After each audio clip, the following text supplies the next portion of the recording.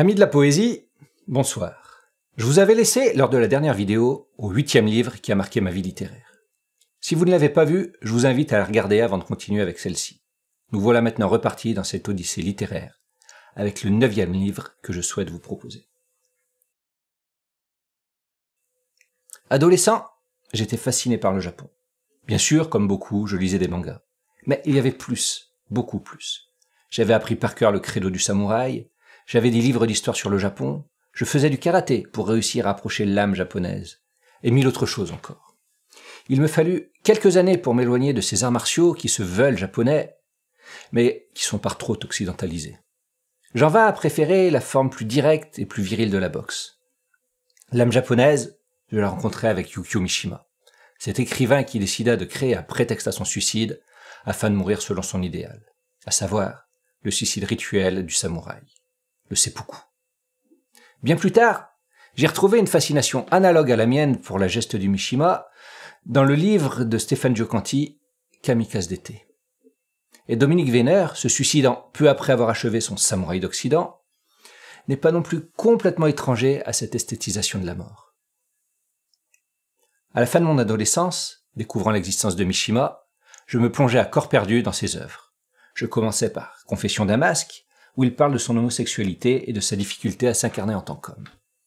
J'en lus bien d'autres, gardant pour la fin ce pavé qu'est la mère de la fertilité, qui avait une dimension mystique, puisqu'il avait posé les derniers mots de son manuscrit quelques jours avant son suicide. La légende dit qu'il posa le point final, la veille même. Sa littérature est inégale. Certains de ses livres sont des chefs-d'œuvre, tels Le Pavillon d'or ou Le Marin rejeté par la mer. D'autres tiennent plus du roman de gare, et l'on sent qu'ils ont été écrits à des fins pécuniaires.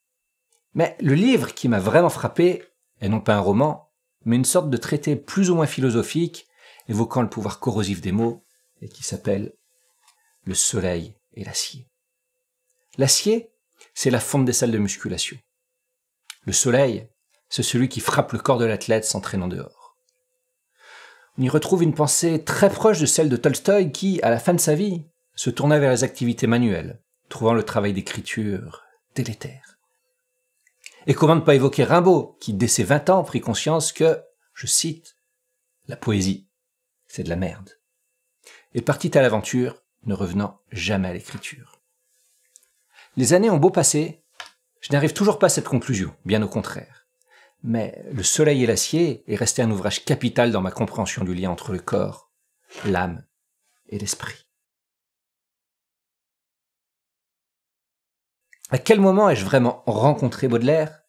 Je ne saurais le dire. Mais tardivement, très tardivement. À l'école, j'étais très doué dans la plupart des matières, notamment des matières scientifiques. J'étais un garçon pas trop idiot. La question ne s'est donc jamais posée. Il me fallait passer un bac scientifique. Point. Bon, dès le début de mon année de première, j'ai arrêté d'aller en cours, et si j'ai passé mon bac, ce fut un bac littéraire en candidat libre à l'âge de 30 ans. Mais personne, durant toute ma scolarité, personne ne s'est dit que derrière ce garçon doué en calcul pouvait se cacher une âme littéraire. Moi-même, je n'en avais pas conscience. Pourtant, à cette époque, déjà, j'écrivais. Mais j'écrivais de la science-fiction, ce qui tient quelque part plus de la science que de la littérature. Il a donc fallu plusieurs années après le lycée pour que je réussisse à embrasser mon côté artiste, dirons-nous. Je faisais pourtant de la musique aussi. Mais non, comme l'éducation nationale m'avait attribué le rôle du scientifique, eh bien, j'apprenais la programmation plutôt que la versification. Vous allez me demander le rapport avec Baudelaire ? Je serais bien incapable de vous répondre. Pourtant, il me semble évident. Tellement évident que je suis dans l'impossibilité de mettre des mots dessus.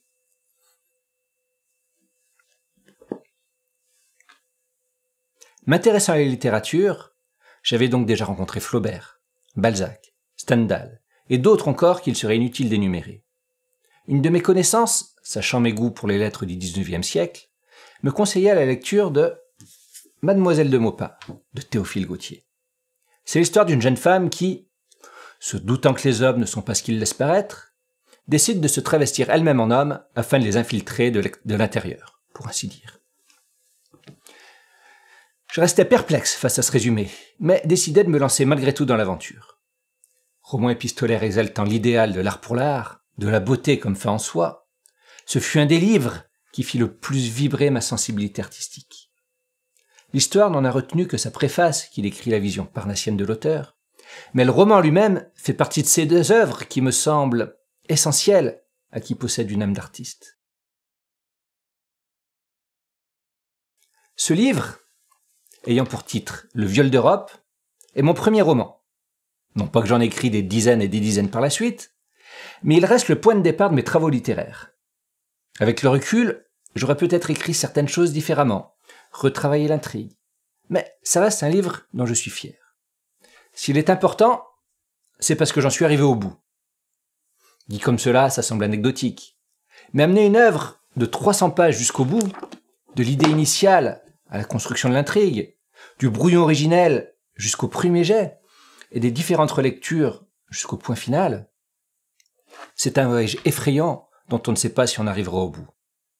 Tant qu'on n'a pas escaladé une montagne, on ne peut pas savoir si on arrivera au sommet. Ce livre, Le viol d'Europe, c'est mon premier sommet. C'est celui qui m'a permis de me dire « je peux le faire. Je peux écrire un livre entier ».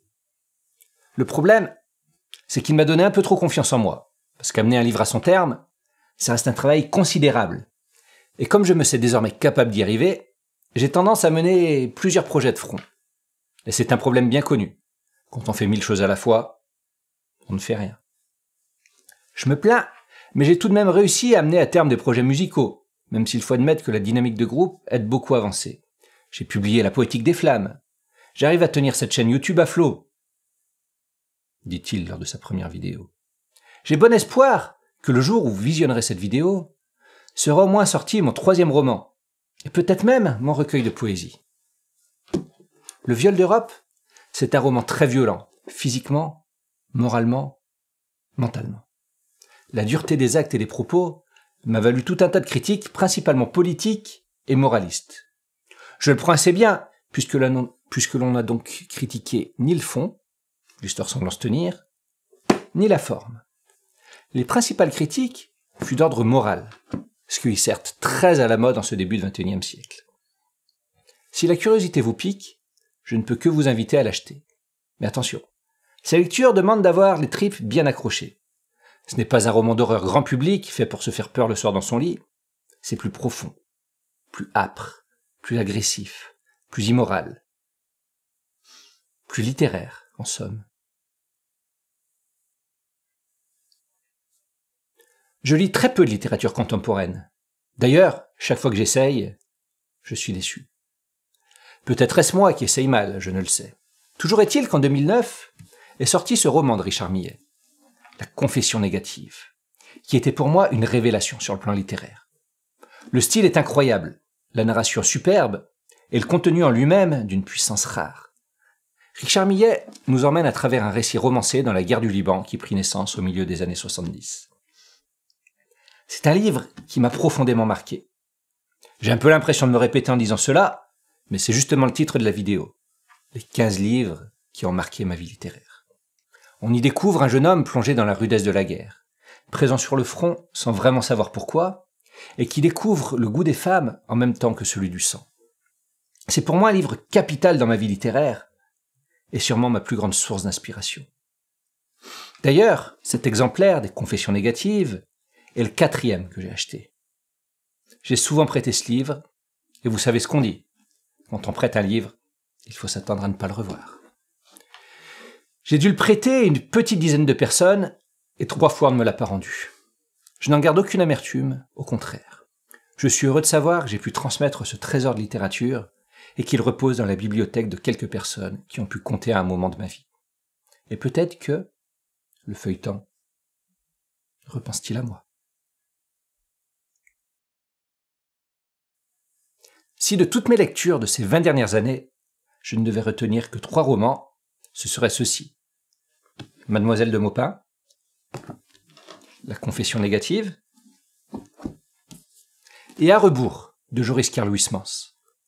Des 3, celui-ci est le plus difficilement accessible. Il parle d'un homme qui est d'une misanthropie telle qu'il décide de s'acheter une maison pour vivre isolé du monde. Le drame, c'est qu'un être humain a besoin de contact humain pour vivre. Et le personnage principal finit par se rendre compte. il ne se passe rien dans ce livre. Sur les 320 pages du roman, il ne doit pas y avoir plus de 30 pages d'action. Mais encore, action est un bien grand mot. Tout le reste n'est que pure description. Le personnage arpente sa maison et l'auteur nous la décrit, pièce par pièce, dans un souci d'esthétisme perpétuel. Je peux entendre que présenté comme ça ne donne pas forcément envie de s'y plonger. Et je serais bien incapable d'en faire plus pour convaincre le spectateur. Ce livre reste pourtant pour moi parmi les 3 plus importants de mon univers littéraire. Je vais conclure cette liste avec un livre qui n'est pas de la fiction, puisqu'il s'agit de l'ouvrage « Un samouraï d'Occident », écrit par l'historien Dominique Vénère. Un peu à la manière de Mishima, le livre a été publié peu après le suicide de son auteur. Il s'agit non pas d'un ouvrage d'histoire, mais plutôt d'un testament, un héritage laissé au lecteur par Dominique Vénère sur sa vision du monde. D'un point de vue littéraire, le style est extrêmement plaisant, et l'érudition sans fin de l'auteur fait qu'on traverse la lecture de ce livre avec une sorte de fascination. Bien sûr, les positions défendues par Dominique Vénère ne sont pas vraiment dans l'air du temps, mais elles n'empêchent pas d'ouvrir notre champ de réflexion, bien au contraire. Il a en tout cas énormément contribué à aiguiser ma perception du monde, à affiner mon rapport à la culture, à l'art et à la littérature.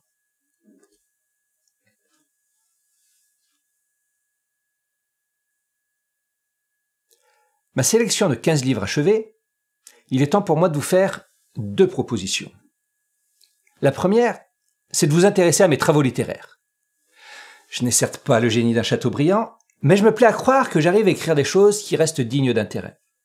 Sur le site de ma maison d'édition, ldg-édition.com, vous trouverez mes romans et autres parutions. Bien sûr, il y a Le Viol d'Europe, dont je vous ai parlé plus tôt. Mais également, La Poétique des Flammes, qui est à ce jour ma création littéraire la plus aboutie.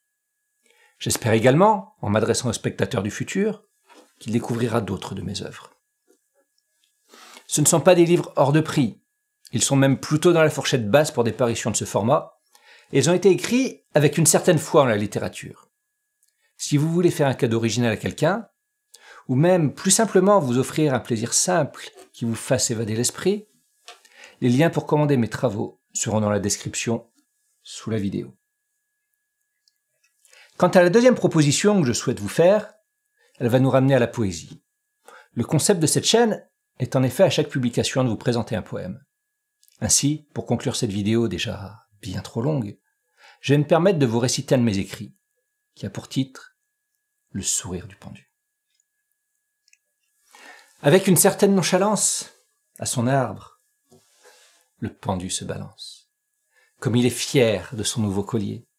Et s'il fallut au dos ses 2 poings liés, c'était pour mieux exposer à la horde sa somptueuse parure de corde.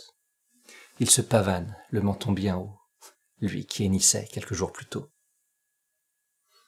Le faisandage ronge sa peau brune. Des vers en sortent comme d'une prune.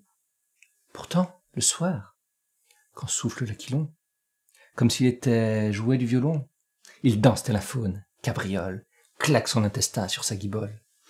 Il vole au gré du vent comme un drapeau. Parfois, tombe même un bout de peau. Le matin, sa carcasse reposée, qui ruisselle d'une fine rosée, aime à accueillir quelques étourneaux, utilisant, comme des marches d'escabeau, ses côtes décharnées. Là, il picore sa chair, extirpe les vers qu'il dévore. Un vol de corbeau s'est plutôt repu de ses yeux et de son visage lipu. Ainsi, hormis quelques lambeaux pendants, ce visage n'a gardé que ses dents. Mais le pendu ne reste pas de marbre. Sans lèvres, il apparaît souriant. Quelle joie, il peut enfin, insouciant, se balancer à la branche d'un arbre. Ce visage n'a gardé que ses dents. Et le pendu ne reste pas